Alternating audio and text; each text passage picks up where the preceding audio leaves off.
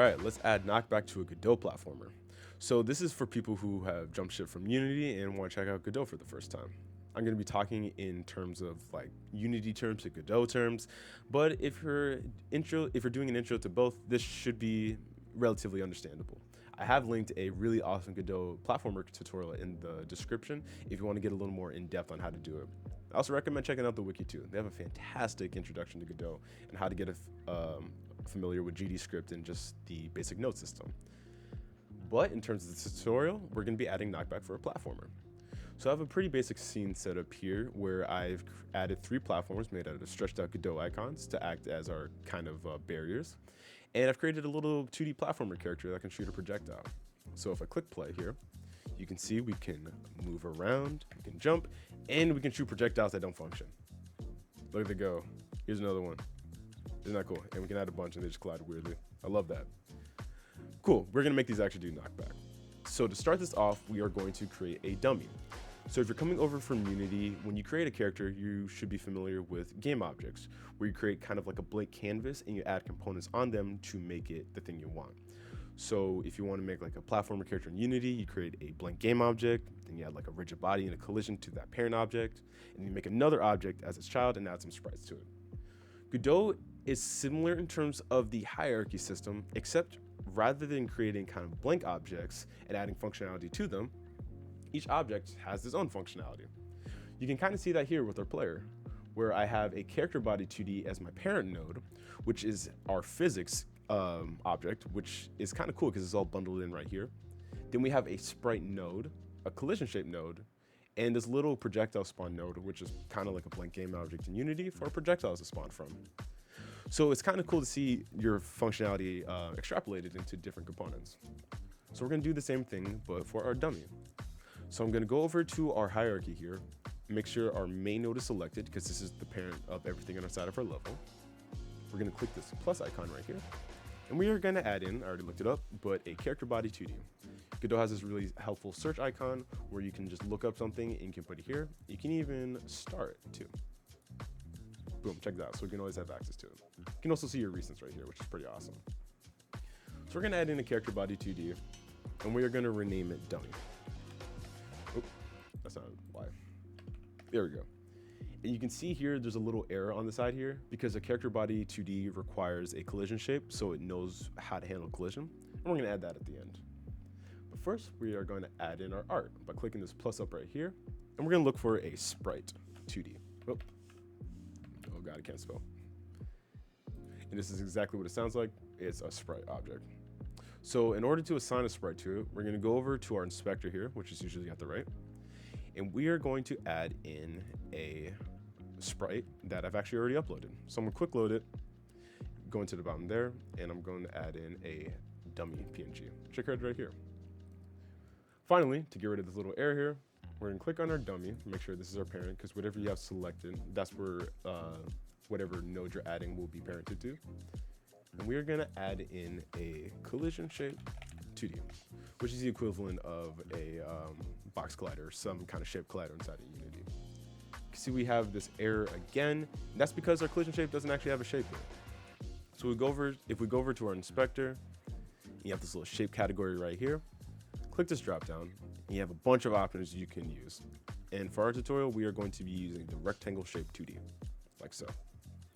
You can see it spawns in with these dots, and these dots are our ability to kind of drag our collision shape around to make it to roughly what we want. So I think, yeah, about here is good for our little character here. And the final thing to do to set this guy up is to ensure that our character body 2D is set to a mode that allows for platformers, and to ensure that we can move around our children by accident when we're selecting our object. Because as you can see, if I click out here in our viewport, I drag this around, see I'm moving my collision shape, not the object. And if you use Unity, you're probably really familiar with this. So Godot's really cool because if we go over to our parent object here in our hierarchy, and we go over to this tool shelf up here, you can click this little square here, or you can do Control G to group the selection. And what this does is it prevents us from selecting the children of our object. So we can move it around here, And now we're moving the entirety of it rather than just a piece of it, which is really cool. Next thing we're gonna do is, with our dummy still selected here, our character body 2D, we're gonna make sure that it's set up for platforming, because Godot has its 2D character body 2Ds set up, that was a lot of 2Ds, for both platforming and top down. And it's a pretty easy setup. First thing we're gonna do over here is go over to our inspector, and under our character body 2D, we wanna make sure we're using grounded, because grounded make sure that gravity is kind of included and calculated in a way that works for us. So we're gonna use our grounded, so gravity is taken into account for. You can use floating for top-down stuff, so just something to keep note of. Next is our up direction. So Godot, like a bunch of other game engines, uses negative y as up direction. And since we're using gravity, we're gonna, and we wanna move down, we want our y direction for our up direction to be up. That was confusing, but it's just how game engines work. And what's really cool about this is it also allows us to define like where our floor and ceiling is. We have this option right here called slide on ceiling. So this is if you want your character body to slide against the ceiling if it hit it, which is it's pretty cool. We'll go to floor here, and there's a bunch of different options here. Feel free to explore these, but for now, this up direction and this motion mode is all you really have to worry about. So with that being done, let's move our character body, let's move our dummy here, a little bit more in line with our player, and let's click play. You can see that gravity isn't taking place. And that is because our character body 2D requires us to actually create the gravity variables. So if you've ever made a FPS in Unity, there's a character controller component. I'm not sure if it's in 2D, it might be.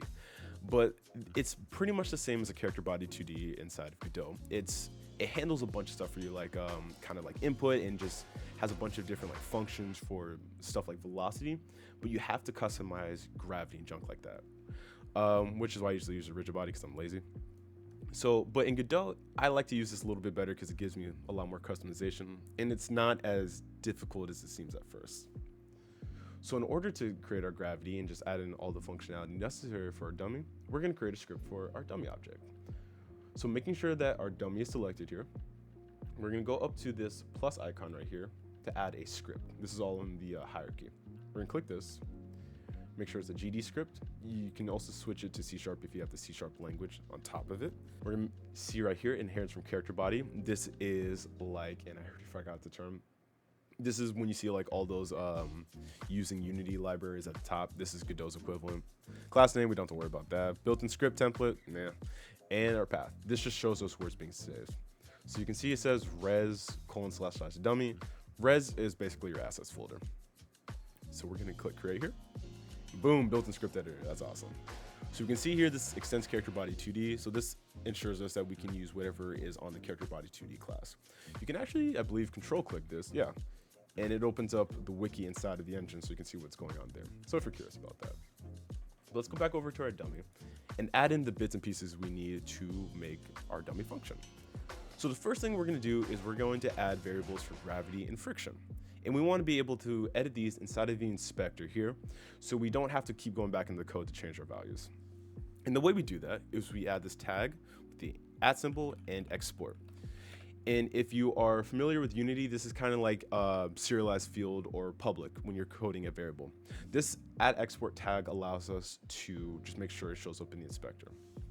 You can do var gravity. And because we're making this an export variable, the inspector needs to know what type of variable it is. And you can do that in a couple ways inside of Godot.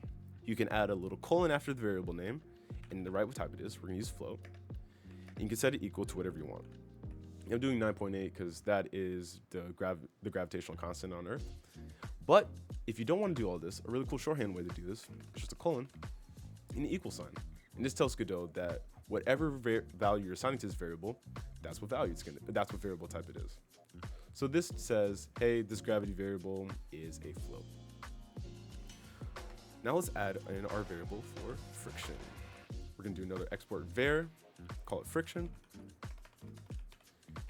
And let's do that colon equal sign, and we're gonna make it 20. I found that this value was pretty good when I was testing this out. Awesome. That's all the variables we need for this. Next, we can add in how these variables are going to be used for when gravity is occurring, or when the player or when the dummy hits a surface and just slides around. So, if you're familiar with Unity and you've worked with physics stuff, you know that there are two different functions you can use when you need something to happen a billion times per second, or every tick, like physics and like shooting or holding a trigger down. And in Unity, that is between the update function and the fixed update function. One being something that is just reliant on like just kind of checking every frame, and one that needs to be a little more exact for stuff like physics calculation, because hardware acceleration or whatever computer you're using can change how physics behaves in your game. Godot has the exact same thing with two different functions. We have our func underscore, which you use when you're calling a function on a parent. We have func process delta, which is the exact same as update inside of Unity. But again, we're working with physics here, so we're actually going to add in a fixed before that and another underscore.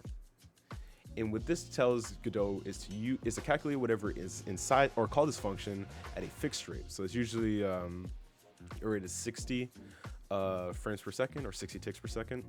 But it just ensures that no matter what computer you're using, like if you had a lagged spike or you just have like kind of like an older computer, physics is calculated consistently. So you don't have to worry about like on one computer, like your character goes flying off the screen, one computer character goes slow motion, and things kind of get rubbery. So with that being done, we're gonna add our next line of code. Oh, before we do that, let me address this right here. You can see we're getting an error under our function, even though there's nothing there. And that is because Godot requires you to have something in the body, so when it runs, it doesn't immediately crash. So we are going to add code here, but for future reference, if you just need to make a function and you're still figuring it out, you can just add this keyword pass here. You thread the error and tells Godot to just skip over this function.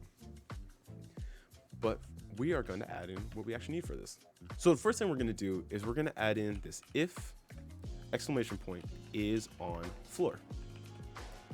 And we're just going to add this because it's a method. We're going to add a colon to decide what it's going to do. Now, if you've made a platformer in Unity before, you need to have something like a ground check at the bottom of your character to check to see if that little ground check is intersecting with a piece of the floor, so gravity can stop gravitying. I'm gonna make that a verb. But what's cool about Godot is that it's actually handled for you by default. This is on floor here is something that's included on the character body 2D class, and that directly correlates with our up direction that we created before. So it just says if you're just falling down and you hit something like as you're falling down, you're on the floor. But here we're checking if you're not on the floor, which means you are in the process of falling. So this is where we're going to use our gravity. It's as simple as using the built-in velocity vector 2, which like in the rigid body in Unity, it just handles what it says velocity. And we are going to plus equal vector 2 dot down, which is just whatever the down direction is in Godot. So that's actually 0, 1, because positive's down. And we're gonna multiply that by our gravity variable. And it's as simple as that for implementing gravity. But we are also going to need a case when we're on the ground. So the reason why we're using friction is because if knockback occurs, we are going to be adding some kind of lateral movement on the x-axis for how the knockback direction, and some kind of movement on the y-axis to create that kind of arc in our knockback. And if we don't have any friction or anything to slow down and reduce that movement on the x-axis to 0, it's going to continue. Our object's going to continue sliding forever. So we're going to add that now. So we're going to say else. So we are on the floor now. Velocity.x. So whatever we're moving laterally is equal to lerp f, and this interpolates. This is just interpolating a float from one value to another in a smooth kind of way, rather than immediately setting our x movement to 0 and just immediately stopping our character. So we're going to lerp our current velocity.x to 0 because we want to come to a complete stop, and we're going to multiply that by our friction value times our delta. Delta is the same as it is in Unity. It's just whatever time has passed since the last frame. So it's usually a very small fractional amount to start. So this way it's 20 multiplied by like 0.001 or something like that. So this way we slowly go down to 0. And it's as simple as that. You don't have to reset the vector or anything like that, like with y when it's down, because the second you hit the floor, our y velocity is immediately reset to 0 for us, which is great. Now, finally, we need to use this really awesome function that's built into the character body 2D. I'm gonna move this space here. This is just kind of bothering me. And that function is called move and slide. And what's really awesome about this is, first off, it requires no arguments. It's just kind of like, hey, you need to do this. And it automatically takes whatever velocity we are currently using and just has our whatever character is using that velocity move on its own. It also returns a vector too, so you can see whatever movement has occurred that frame and just use it for whatever you want. I used to hate this, but I actually really love it now. It's just a really simple way to kind of punctuate your code, I feel, and have a really awesome way to just kind of move everything around. I don't know, it makes me feel like a more impressive coder. So that's really all we need, actually, because our dummy isn't going to have any movement. We're just wanting knockback to occur. So this is all we need for actually adding the physics. Now let's add in our stuff for knockback. So I'm going to go down here and make a new function, starting off with func, and we're going to call our function knockback. And knockback is going to require 3 arguments. So again, if you're coming from the other tutorial, it's roughly the same with a little change, but we're going to start off by first taking in our force. And we're going to make that a float. Same kind of principle behind defining the variable type. You can leave this blank, but making sure that it only accepts a specific variable type makes this a little safer to use. So we're going to have a force float, a xpos, which is a float, and this is just telling us what direction whatever character is being knocked back was hit in, so it just flies in that correct direction. So if something hit us from the left, it's traveling to the right, so we're knocked to the right. If something's traveling from the right and we're hit from it, we're just knocked to the left.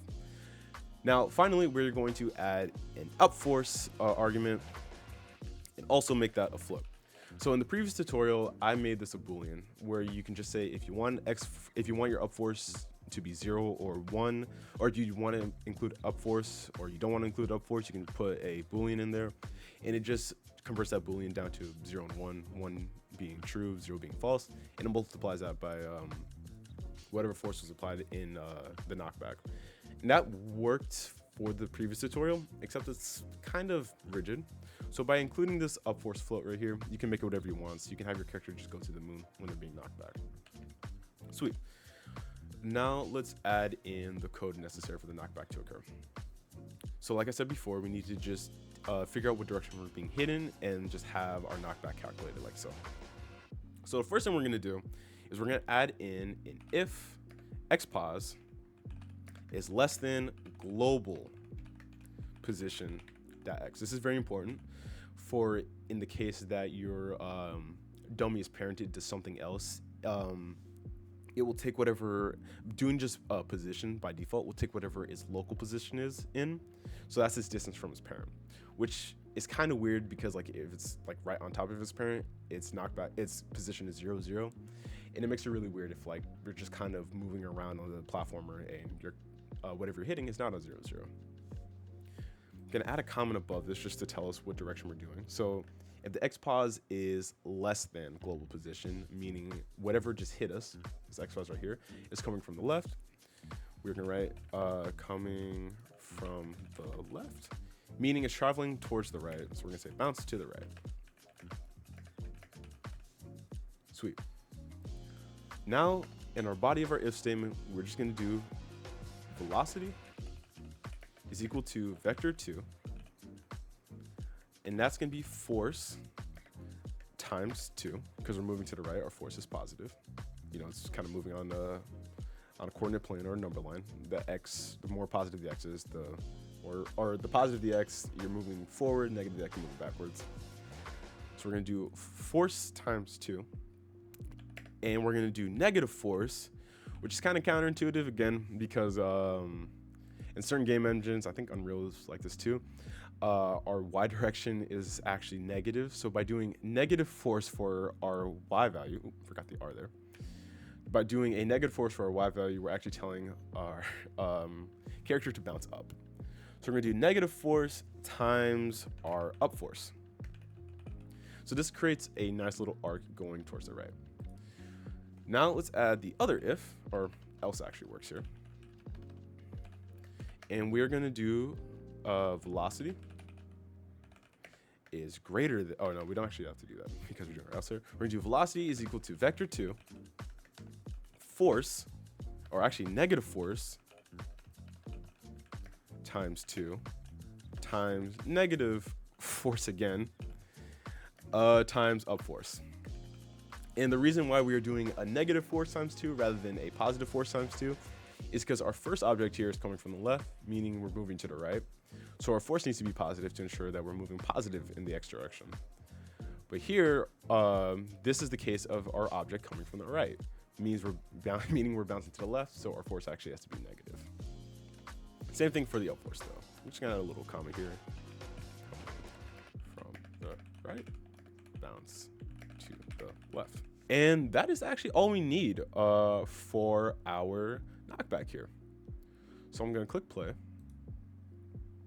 Oh, our character didn't fall this time. Our dummy didn't fall. Let's see where we messed up. Okay, this is a very dumb mistake I made here. So I was talking about fixed process or fixed update when inside of Unity. It's not fixed update inside of Godot. It's physics process. There we go. So if we click play, look at that. Now you can see that our character is being knocked back, but not in the way we want it to. It's only being knocked back because our arrow's colliding with it. It has no way to destroy it and no way to call the knockback method. So let's actually go into my arrow scene or my arrow kind of projectile to see what I actually did here. So I'm gonna go over to this tab here. I actually have it open. You can see we have a projectile created. It is a rigid body 2D because we don't really need to customize our physics in any specific way. We just need it to move. A sprite 2D and a collision shape 2D. So it's a pretty simple setup here. I have this physics process like we did last time, and I have linear velocity, which just tells whatever object this script is attached to move in a certain direction based on a certain speed. So I just did vector 2.right, just have move to the right across the screen times 500. This was just the speed is found nice. And I believe in my physics body or in my rigid body up here, I turned off gravity scale. Cool. So now we have to set up this projectile that I made, and this is just for this scene specifically. If you want to make a kind of shooter platformer, this is a little peek into how I did it, but you can customize this in whatever way you want. So there's a couple things we need to do to make sure this works. First off, we need to make sure our projectile is selected. Going over here, because it's a rigid body, we need to set our gravity scale to 0 because we don't want our projectiles to fall in an arc. We just kind of want it to go straight for our purpose here. Next thing we need to do is have our projectile have the ability to detect collisions. So in Godot, you actually have to do that manually. I'm gonna expand my inspector over here a little bit to the right. And we do that with these two variables here. We have contact monitor and we have max contacts reported. So by turning contact monitor on, it tells us, and you can see it's actually off by default. By turning it on, this tells Godot that this object can actually detect collision, and it should detect collisions. And this max contacts reported actually tells Godot that this object can report a certain amount of collisions. So we only needed to report one collision at a time because once it hits something, it's going to destroy itself. So that's all we need to do really to set up this projectile. And now we have this function right here, which is actually pretty special. You can see it has this green icon right here, which tells you that this is a signal. So what a signal is in Godot is it's kind of like get component inside of Unity when you're calling something. So like if you have two objects and one of them has a damage script and one of the or a take damage function and the other one is applying that damage. In the case of like Unity, what I would do is I would have whatever that projectile connected to just detect its collision, get the component from whatever the object collided with, and then call that take damage with whatever damage amount I wanted, and I would have destroyed that object.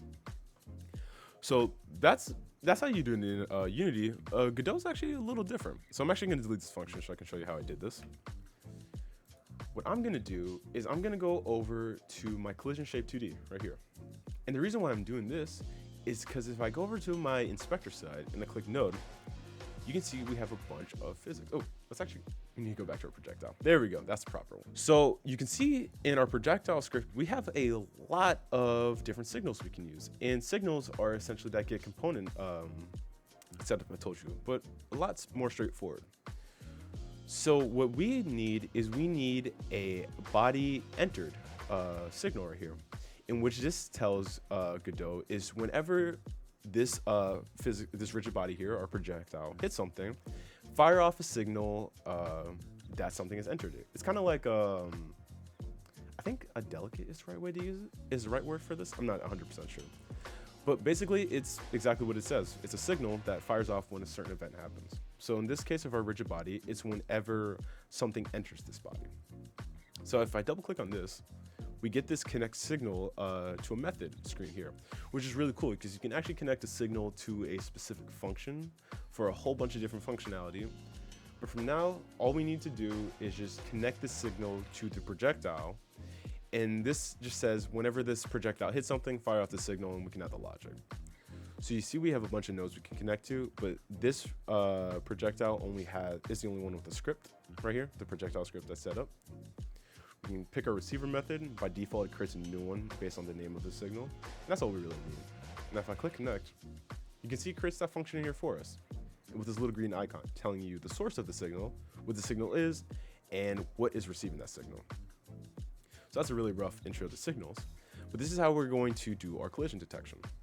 So on body enter, what we are going to do is first check if our body, which is the equivalent of like whatever you're colliding with inside of Unity, dot has method, which is the same as that get component that call a function, but this just checks to see if whatever you hit has the method that we want to call.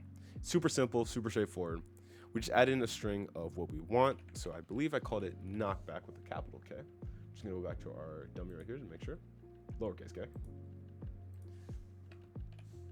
And it is simple as that. So if our body has this knockback, this is just to ensure it doesn't crash if it doesn't. We are going to do body dot knockback.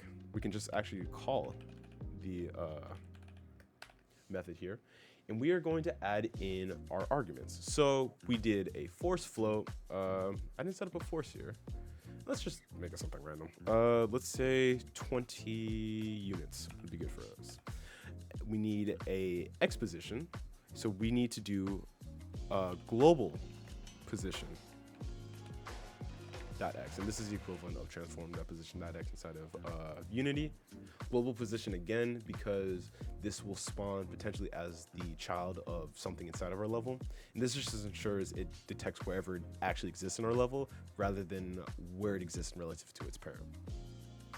And then finally, let's just pop in a 1 for up force because I don't really want my knockback to be any crazier than that. 20 actually might be a little bit wild. We're gonna see where this goes. And then we are going to just add in this Q free method, which is the equivalent of destroy inside of Unity. So with that being said, I actually made it 200 in my script here. Why not? So with that being said, this is actually all we really need. We have our projectile set up here, which I just made in the past. We created a signal on it to just detect whenever it hits something. Check to see whatever it hits has the method knockback. If it does, call knockback, then destroy itself. Now, if we go back to our main scene here, click this little 2D object right here, which is our scene, since we're making a 2D game. Make sure our dummy is all set up how we want it to. Yep, our player's all set up. Cool, let's click play. Now, if we hit our dummy here, boom, knockback. You see that little bit of friction at the end there? That is because we set it up to do slow down. So if I reset my scene, because I knocked my dummy all the way back, and I go to my dummy here. Actually, let me stop it here because I'm gonna have to switch windows at once to change it. You can do this in real time. But we set our friction to something like 2, like this. You see it slides a lot more. That's cool. We reset this to 20. Since we set it up inside the script, this is gonna be the default. Let's set a gravity to like, let's set it to 20 actually. Let's keep these the same. Click play. Boom. Lot snappier. but just as good knockback. And really, it's just that. We created our dummy here. We added our script to our dummy. You can actually access scripts by clicking this right here. We added our physics process method to calculate gravity and friction, the little move and slide to make it actually happen. We added our knockback, which was just as simple as checking what position we're coming from, adding in some force and some up force, doing the same here. And this is basically it. Now, the really cool thing, and I offer this in the Unity tutorial too, is you can customize this knockback a lot. I like to think as knockback as just kind of anything that requires like jumping or moving a certain way. So you can actually use these this knockback logic for stuff like dashing, wall jumping. Yeah, that's really all the two I can think of, but you can use a lot here. Maybe even some sort of grappling if you kind of mess around like that. But that's basically it on how you add a knockback to a Godot platformer. Leave a comment below if you have any suggestions or where you found some improvements in your own script, because I'm really curious to see what you all come up with. It's really fun. Yeah, but that's it. I hope this helped you guys, and I hope to see you in the next one. Peace.